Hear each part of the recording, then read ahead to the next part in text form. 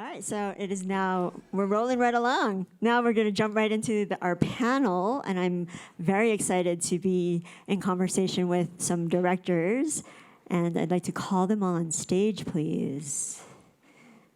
Where are they? There they are. Come on down.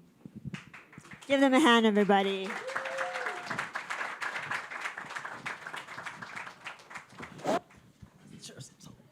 Very, very exciting. Congratulations to all of you on your films here at Sundance. Very exciting for all of you. What I want to start with is just by going down the line, having all of you introduce yourselves and tell us all about the project that you have here. My name is Geeta Gandbhir, and I'm a director-producer, and the film that I have here is The Perfect Neighbor, and it's in U.S. documentary competition. Can you tell a little bit more about what is it? Yeah, what can we expect to see? So it's a film that has a personal bent to it, but it is about a shooting that happened in Ocala, Florida. A young mother of 4, Ajika Owens, was killed by her neighbor, Susan Lawrence. You might have seen it on the news. And we track the lead up through the incident through police body cam footage. But Ajika Owens was a family friend, so it's a personal story as well. Hi, my name is Glenn Kaino. My film is called Hoops, Hopes, and Dreams. And it's a story told to me by Ambassador Andrew Young about how he and Dr. Martin Luther King used to play basketball to connect with kids in the civil rights movement. And it echoes through the story of President Obama playing basketball. And really, it's actually the thesis is about coalition building, intersectional coalition building, and how alternative methods like basketball and team sports are a great platform for that. My name is Meera Menon. I co-wrote and directed a little movie called Didn't Die. It's in the midnight section, and it's about a podcast host who keeps trying to make her podcast going in the zombie apocalypse. Hi, my name is Tadashi Nakamura. My film Third Act is also in the U.S. documentary competition. It's a feature documentary, father and son story about me and my dad, Robert A. Nakamura, who's known as the godfather of Asian American media. So it's a film about our relationship, his career, and his current struggle with Parkinson's. Hi. Is that loud? My name is Alex Russell, and my movie is called Lurker. It's playing the premiere section on Tuesday if you're still here, which would be great. It's about a kid who blackmails his favorite pop artist into being his best friend. And it's just about 2 guys hanging out. When 2 guys hanging out goes wrong. Yeah, come see it. It's great. That's awesome. I can't wait to see all of these films. So different and so fascinating. Well, as you just heard, we just announced the Cape and TAAF Finishing Fund that will give filmmakers support at a crucial juncture in their career. Can you share one moment of crucial support, maybe related to funding, but also maybe something else that helped you get over the finish line with your films so that you could be sitting here today? Sure. So I would say that I think having an incredible community of filmmakers and people who are invested in the type of work that I think that you do is important. Like building those relationships over time.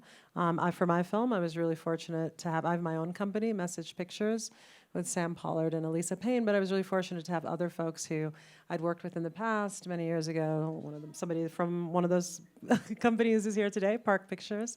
So I worked with on this film. I had Park Pictures come in very early, along with Soledad O'Brien Productions, and they gave support, they gave funding, and just also, wanted to be part of the material. So I think just that sort of relationship building over time has been really critical for me. And again, like with Park Pictures, the last thing we worked on together was in 2018, sorry, I'm aging us, in 2018. But again, like to be able to come together this many years later to do something is so meaningful, so.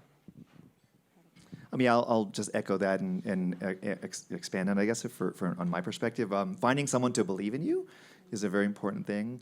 I have to shout out to my collaborator and producer who can't be with us today, a fellow named Michael Latt, who was my partner who started the film. His organization is called Lead with Love. Michael is the one that actually put together our first round of financing for the project. And a funny story, and I'll throw it to Tad, because also it was a funny moment. So we had the idea for this film. I had the opportunity to meet Ambassador Young, and we didn't have any money, of course. And we were in conversation with an organization that eventually did help us finance the film, called For Freedoms, an arts organization. And we had a conference call as I was installing an exhibition at the Japanese American National Museum. And you know, I'm a visual artist, and as an install, it's a pretty critical moment. We're standing outside, and they say, "Let's go do a conference call with For Freedoms." And Michael was like, "They have the money." And so we get on the phone. And the first thing the person from For Freedom says is, "By the way, we don't have any money." And I was like, "That's unbelievable. I got to go back to my install. Michael, you can finish this call, right?" Click. And I hang up, go back to the install. 3 hours later, I text Michael. I say, "How did that call go?" He says, "It really went really well." I said, "What call were you on?" Because I was on the call where the woman said, "We don't have any money." He goes, No, I got the money." And I said, "What did you do?" 2 hours later, we're on a Zoom, same people on the same call. They were like, "When Michael finished the call, we figured out how to get the money. You know, and let's go start the film." And so I'd say, you know, to just think about community building, you know, with the well-intentioned, right, aligned set of people, you know, magical things can happen. So. Yeah, I guess similarly, community. I mean, nobody wanted me to make this movie I made around me. Like, my agents were like, "What are you doing?" And really, I went back to the people I made my first film with before anyone believed in me, because those people did. Like Erica Fishman, my producer, who made my first film with me, and everyone was from film school, basically. 10 years later, I kind of asked the same people. And they believed in me still, you know? So I think going back to your community is important. The other thing I'll say is I also have been very fortunate to direct a lot of television. And that career has kept me going to be able to support kind of my more personal and creative work. And I say that because it's really important to keep all the programs going that are affording these opportunities for people that don't have access historically to those jobs. Yeah, definitely just echo what everyone's saying in terms of community. I mean, specifically, you know, from the birth of a project to all the way to distribution or film festivals. I think, you know, for me, Center for Asian American Media was first in on Third Act, but it wasn't actually until I met with Monica Navarro, who was at the time at ITVS and now at Firelight, that really pushed me to go beyond just community funding.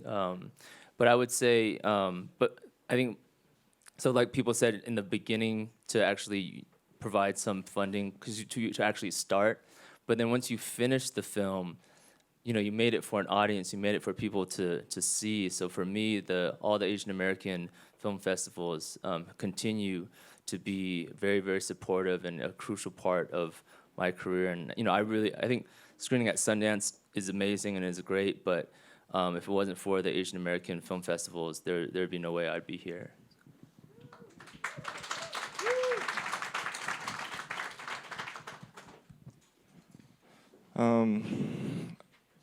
I don't remember exactly what the question was, but I'll answer it this way. I'll say that there definitely was no type of community that came together to help me make my movie. I would have loved to be aware of one that could have helped. I would have reached out to them. But I'll also say, oh my God, there were so many years, so I wrote my movie in 2020. I can't tell you how many times, like, I would meet a financier and they would stare me dead in my face and say, "We will be financing this movie." And then you just wouldn't hear from them the next week or whatever. And it was so strange because I was like, then what was the point of making me happy in that one moment and then very sad in the next one? And I'll also say, as far as financing, with me, it was like, it really just took one entity, like one person, to be like, I'll put in $1. you know, or like a small amount of the total, because then it sort of becomes real. And all these, it's kind of like a startup, or it was for me, where it's like, here's like 10 grand for the movie. We need the rest of it. Are you guys throwing in? As long as there's like a leader to it, like someone who really believes in it. Like, I want to say I got the first piece of the financing, which was like a fraction of the total. And then I got the rest of it in like a week. So where were you guys before? Yeah, does that answer the question?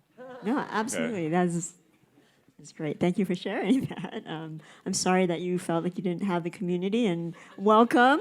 Yeah, we can be your community now. Please don't be a stranger. Embrace me. Yes. We're here. We want you to be part of us, and thank you all for sharing about the day ones, the ones who were the first to come forward. Like Alex says, it takes that first dollar that unlocks the rest, and so it's really crucial to have that support. So I have a related question building on that. So it takes a lot to get the film over the finish line. You've got your first dollar and you've made it, and but now it takes a while to get it across. We know that it takes a lot of perseverance, and you persevere because you know that your film is important, your story that you're telling is important, you want it to have impact. So for example, you could honor someone and their legacy, explore a complex social issue, use genre as a way to render a subject with a new perspective, make people laugh, or open space in their hearts in the face of tragedy, loss, or grief. So for each of you, who or what was that North Star that kept you going while you were making your projects? So for my film, there's a family involved that needs support, connected to my own family. So I think it was them. You know, there's kids who, again, need to be taken care of for the rest of their lives. So that was something, you know. And I say this, and it's kind of when basically there was a tragedy that occurred, and there's a lot of resources needed, and I was like, I have one skill, I can make a film. And everybody looked at me like, what? Like, how is that in any way helpful? But, I was like, I'll make a film. I know. I'll step up, And, but, I think to get their story out there, and also to, the hope is that the film could generate, if we can sell this film, then the family could be taken care of through some of that fun, So wish us luck, y'all. But that's so that's been the North Star for me. Yeah, again, to mention, our North Star was Michael and is Michael at honoring the mission that he and I started on when we went across the project. And if you don't know Michael, or if not aware of Michael, I say was the prototype of empathy, and really, I think it is a great loss, of course, not just as a friend, but to the world.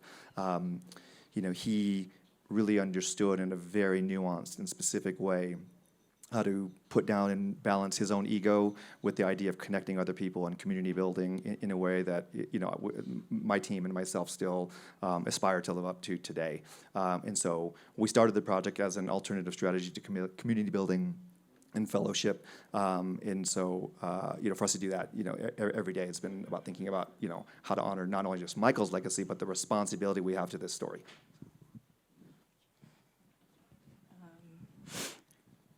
Ours was Night of the Living Dead. It just doesn't sound as. It's an important film to me.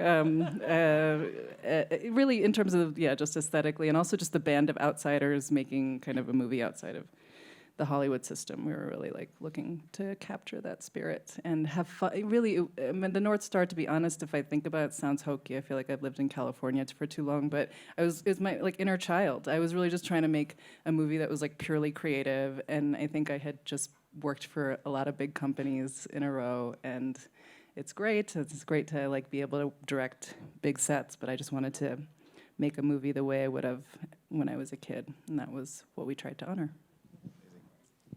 It's a great North Star. Yeah, I love that. My North Star was definitely my dad. I think it evolved. I think at first that North Star was kind of the question I had was, how do you repay someone who's given you everything? and I think that kind of evolved into wanting to make this film as a thank you letter, as a love letter, to tell my dad, everything that he meant to me, how much I appreciate him.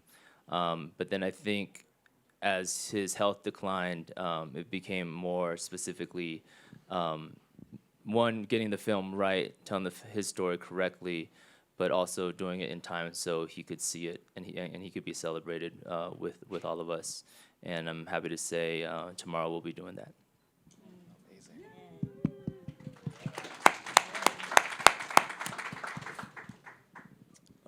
I think for me, it's not dissimilar from the inner child thing. I guess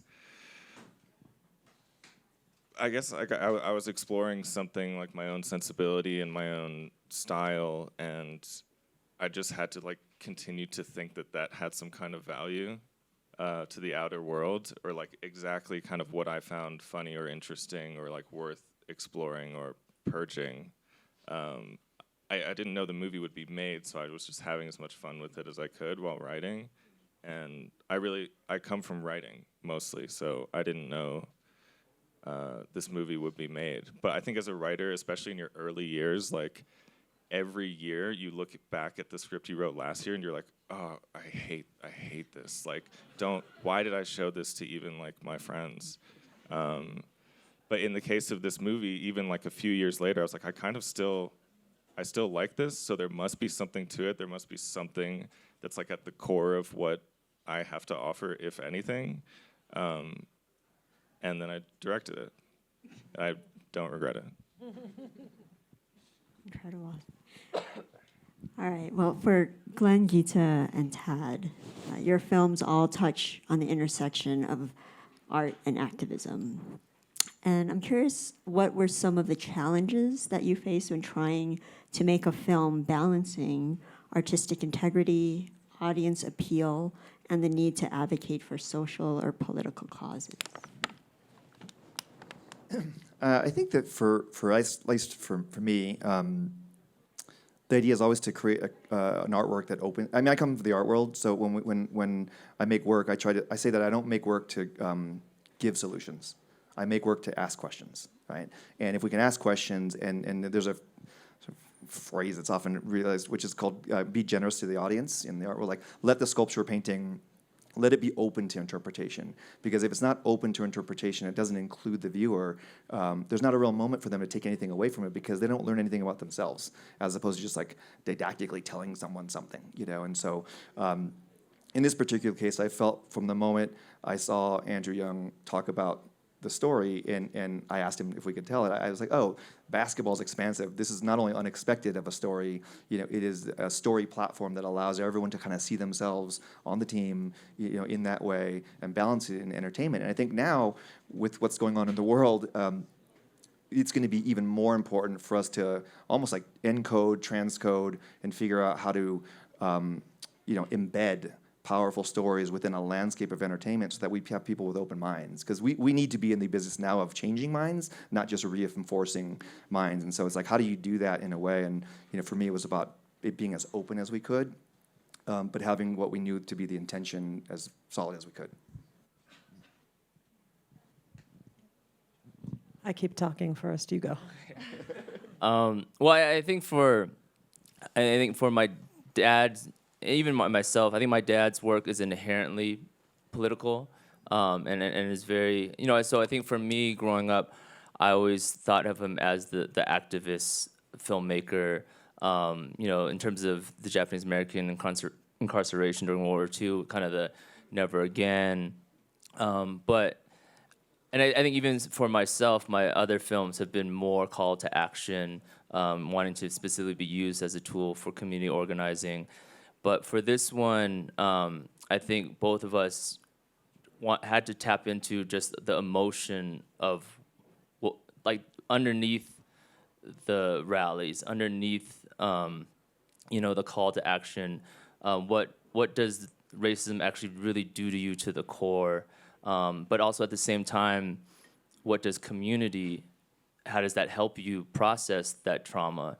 And how does that, I think for us, film is a tool, and that's how we, that's the tool, and that's the way we express ourselves. But like in my dad's case, he had his camera his whole life, but it wasn't until he found the Asian American movement, it wasn't until he found the Japanese American community in Little Tokyo that camera became a tool and became, a weapon. And I think one thing that I discovered through my dad is, through this film, is filmmaking, the arts can be the weapon, but it could also be the vehicle that you process and you can heal. And I think that's especially right now what we've been up against and what we're about to go up against in the next 4 years. A lot of us need a lot of healing.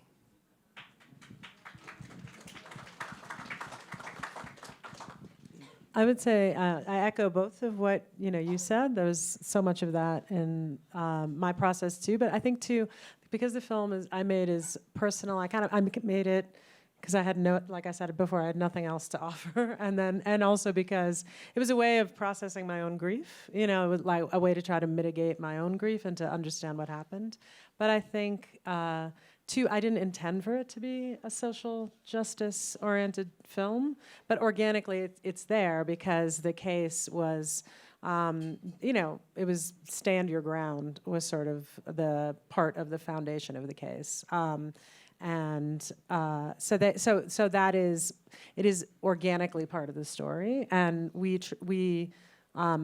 it comes out in the story. But again, it was important to me just sort of to follow the life of this community. It's this small, beautiful community in Ocala, Florida, a very diverse community, and how one person's access to a gun can ruin everybody's lives, including the shooters. So I think that was the story really, and Stand Your Ground is again just a part of it. But I hope to also raise questions, like similarly, like if we can spark thought and conversation about that, that is, I feel like we've done our job.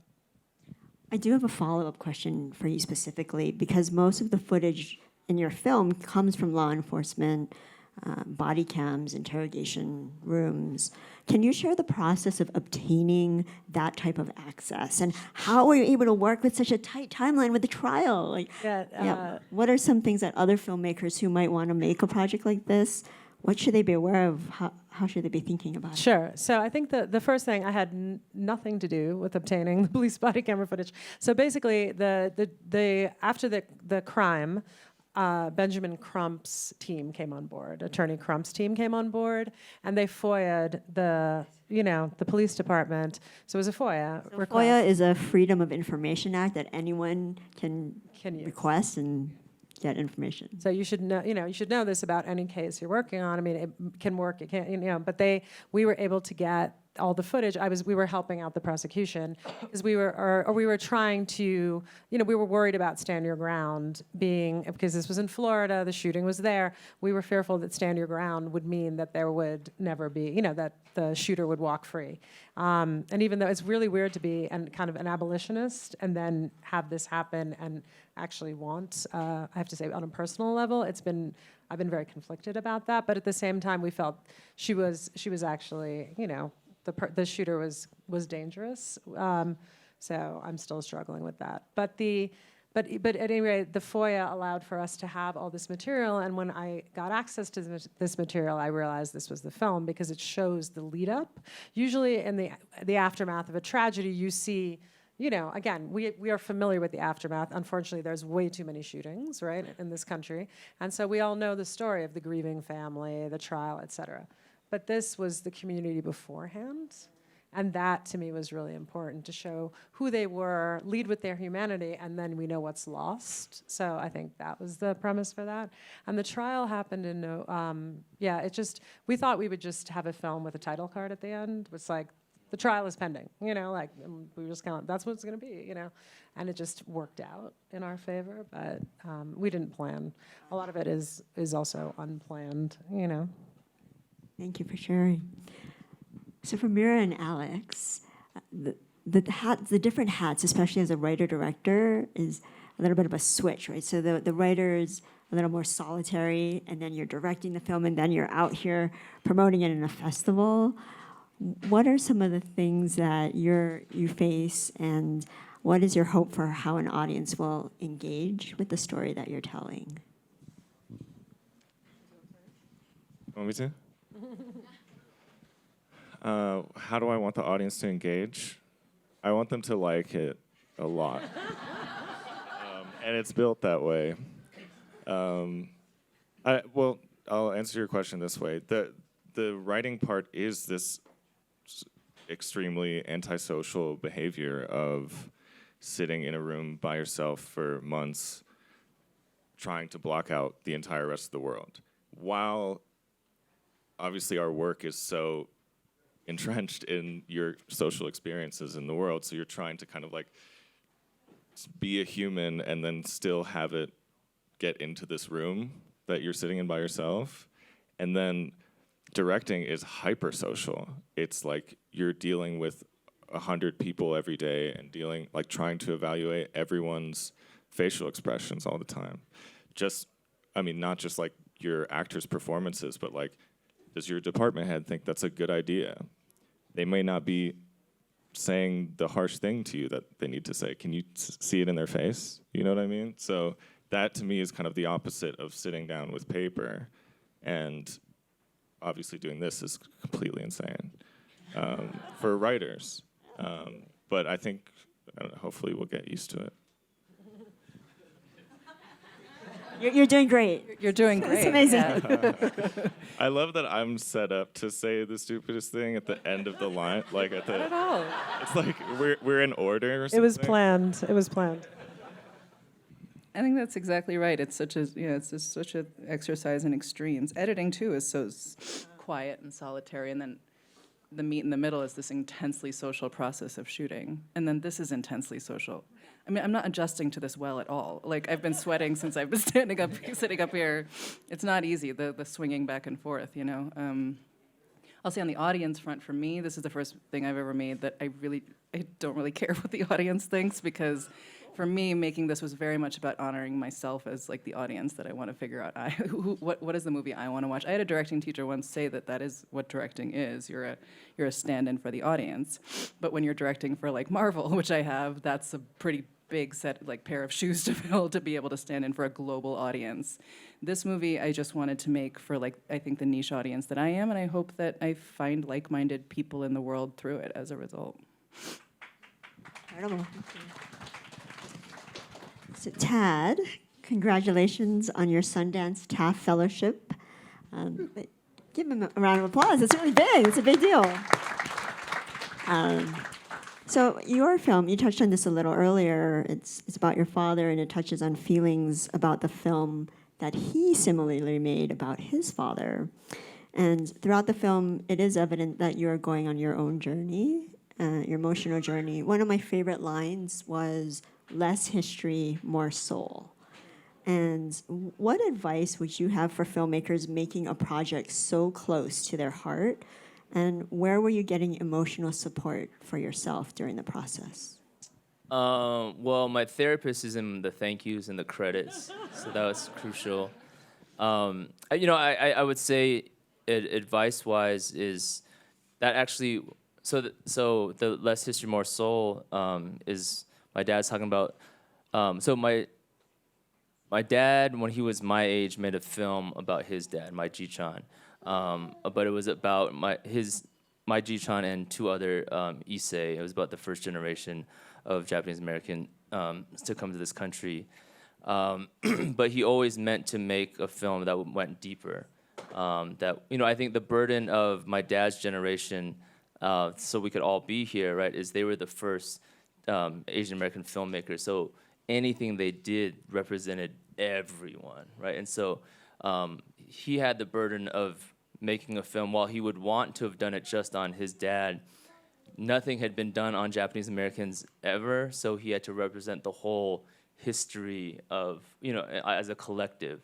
But I think, so that was one regret. My mentor, Spencer Nakasaka, also told me one of the films he really regretted was the film he was going to do on his dad, who was also a Japanese American gardener. same as my Ji-chan. And so I think by hearing a lot of people's regrets of don't wait too long, and also too, I'm in my 40s. A lot of my friends are losing parents, aunties and uncles. I think we're very much in this sandwich generation. We have younger kids, older parents or parents that are gone.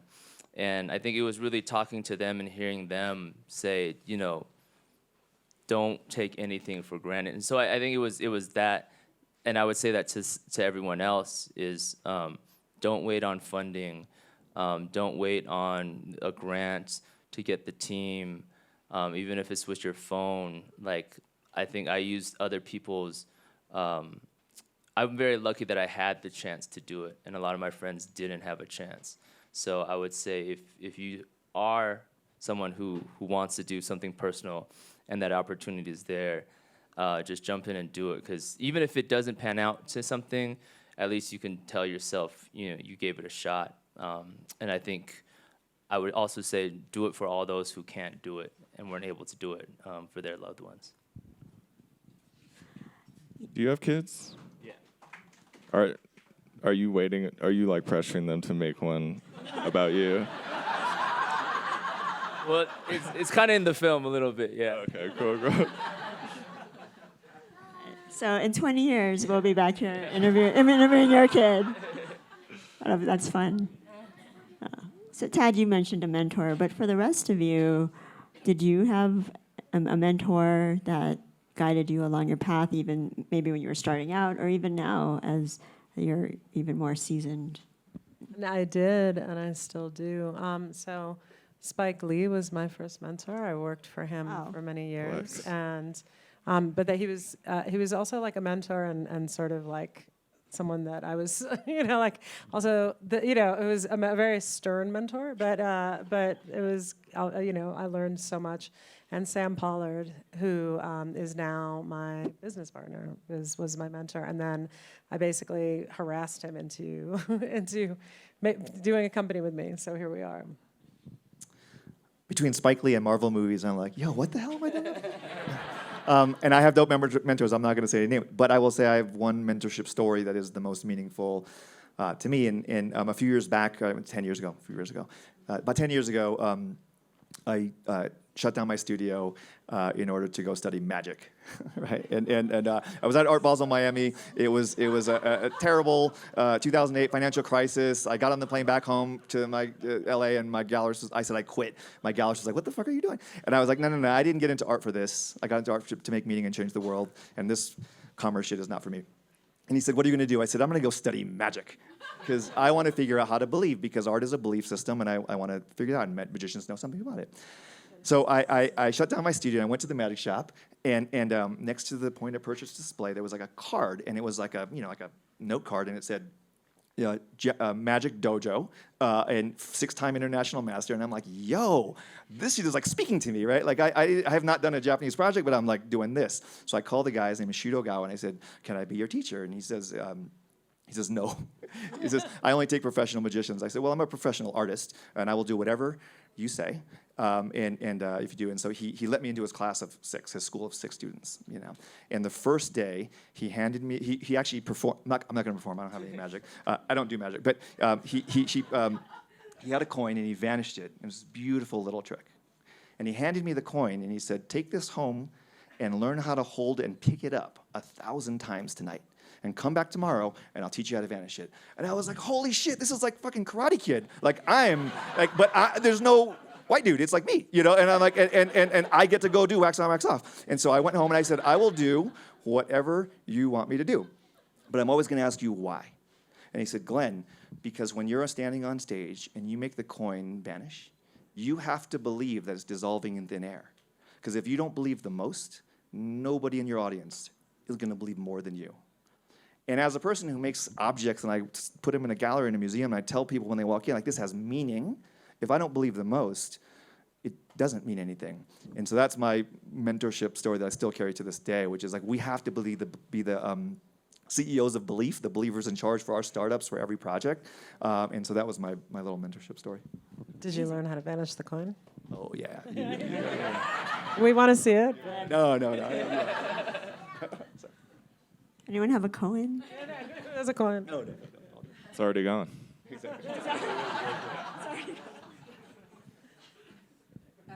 Yeah, I mean, I honestly feel like I was just mentored right now. Like, that's a great, and I feel like this is often where it happens for me, is just like hearing from other artists, you know?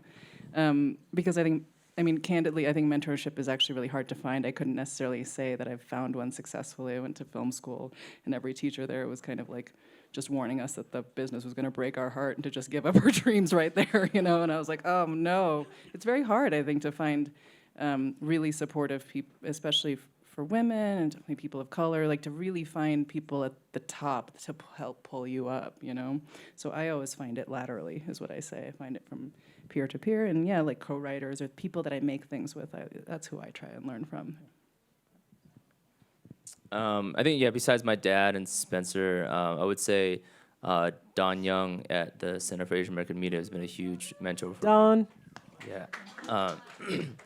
And I think, yeah, especially now that I'm also doing some producing for other directors. I think, you know, as a producer, Don has always been that very great role model for me, as well as just been hugely supportive, both about professional stuff and as well as balancing family and career.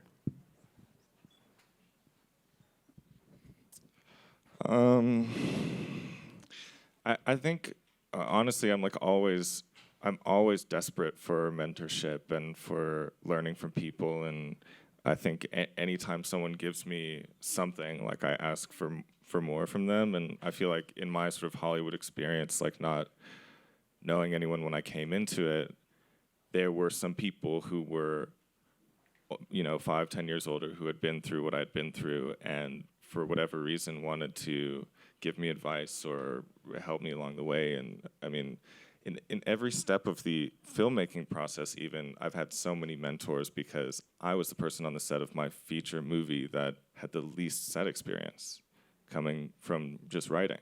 So the PAs had spent more time on set than me. So they were my mentors. But there's so many people I can mention, but like Pat, my DP, really became a mentor of mine because he had, you know, shot 10 movies on the same scale as mine, and he could walk me. All his like metaphors are military. He's always talking about things in terms of going to war when you shoot stuff. I'm like, we're having coffee, like, but he's right. And it's good to have like a general like that in your corner that makes you wanna be better. I think I derive a lot of mentorship from my friends, like Sean, who's here. I consider a mentor because he went through this whole process last year, bringing a movie to Sundance for the first time, and like I shot my movie a year later, and now I'm here. And it's kind of crazy to think about how many times I've asked him about things like this, things like what to expect, how to behave, which I'm still learning. But yeah, so it's such an amalgam of people that are excited about your project or excited about what you have to say, and I just extract so much out of people. That's great. Thanks for sharing, everybody. We've reached the point in our panel.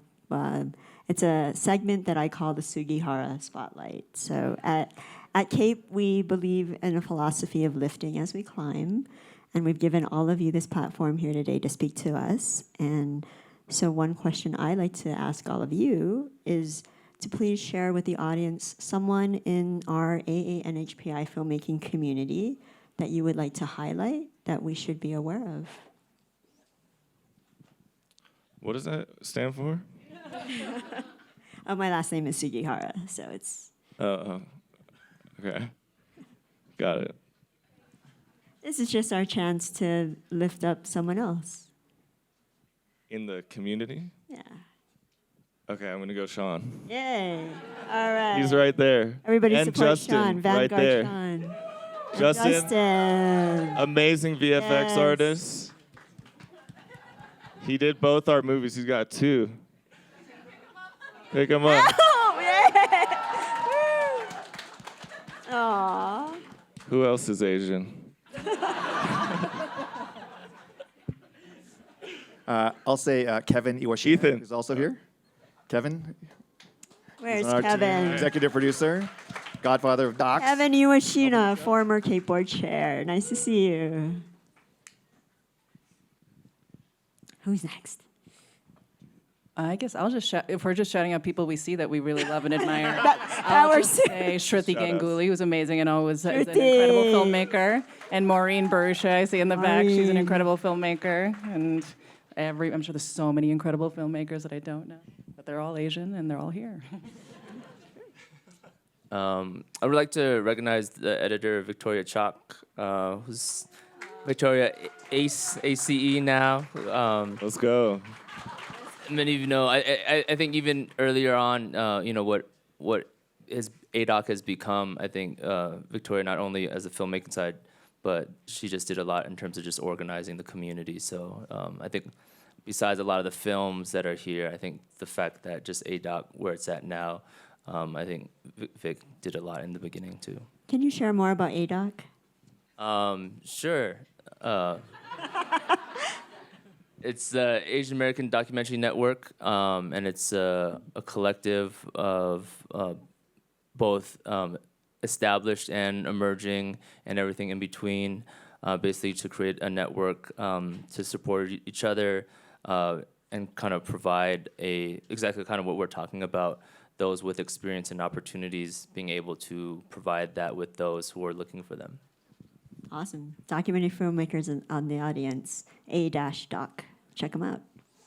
Oh, I'm going to add one more before you jump. Afshin Shahidi, who's also in the audience, who we realize he's Iranian, but Iranian is Asian. That counts. Yes. That counts. Spent New York Times best-selling author and 25 years with the musician Prince. Go see him. He's got great photos. But also my partner for many, many years. Okay, this does sound like the audience shout out. So I'm gonna say, I don't know if she's here. She said she would be here by this time, but Tanya Svelterama. Oh, yeah. Yeah, I don't know if she's here, but she texted me and said she would be. But so who's one of the organizers? I think some of you others have been shouted out. I'd also like to shout out David Magdal. David, yes, David. And then there's someone who is not here, but who is so important to me, is Grace Lee, who is also one of the founders of ADOC and just such a badass filmmaker, activist, and just such a good friend, and who does not compromise her uncompromising, unapologetic, and just a trailblazer. So she's been a big inspiration to me. Well, give yourselves all a round of applause. I feel the love in this room. It's incredible. So, on that note, best piece of advice for building community. Start with Alex. You go first. You're the newest members who are I get to say the big, stupidest thing. a big hug here. I'm just getting started with the community. Yes. I guess stay open to the idea of going to events full of people that you could talk to. My dad would always tell me, measure the success of your film based on how useful it is in the community. Like awards, accolades, festivals are great, but if it can't be used in the community, then at least those awards don't really mean anything.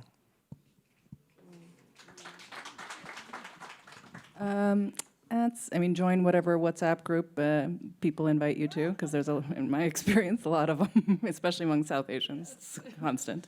So many WhatsApp groups. So many WhatsApp groups. And then I think just keep track of the people that are consistently showing up. Like I said, I went back to people that helped me make my first film when no one necessarily needed to believe in me to make this film, because of the consistency, So I think it's just kind of being aware, because I think it's easy as you go along to accrue new teams, and based on how you put a film together, just move on. And this business moves so fast, and life moves so fast, and everything. Just keeping track of who's just been there consistently, and that's your community. That's the thing I realized recently. I was just oh, they've always been there, How do you hear about these WhatsApp groups? They just show up on your phone. They do. There's some people in particular really good at making them. Yes. Yeah. I would say be generous. And it's counterintuitive sometimes to say that if you give, you get more. But I start my entire practice with giving. And that's how I build trust in over-delivering. And I've found that it always is rewarding in the end. But some people start with like figuring out how they can like fit in as opposed to like, just give. So be generous. Yeah. 100%. No, I agree with that. I also think opening the door for others is really important. Like that's part of being generous. But I learned so much from folks around me. It is it's symbiotic. So I think making sure that you bring in other people as well, and you lift them up, with you as you, again, I think sometimes there's, in our community, because there was such a lack of representation for so long, there can be sort of another friend, Smriti Mundra, had said this to me, but she said there's a combination of survivor's guilt and scarcity mentality sometimes in this industry, and I think refusing that and refusing sort of the silos that separate us and that kind of sort of that way of thinking is really, really important. And it's holding a together we rise mentality is really the way. And I've seen that, again, paved by others. So I hold on to that. That is a beautiful place to end. Together we rise. Thank you to our fabulous panelists. Thank you for everyone for being here, and enjoy the rest of your Sundance.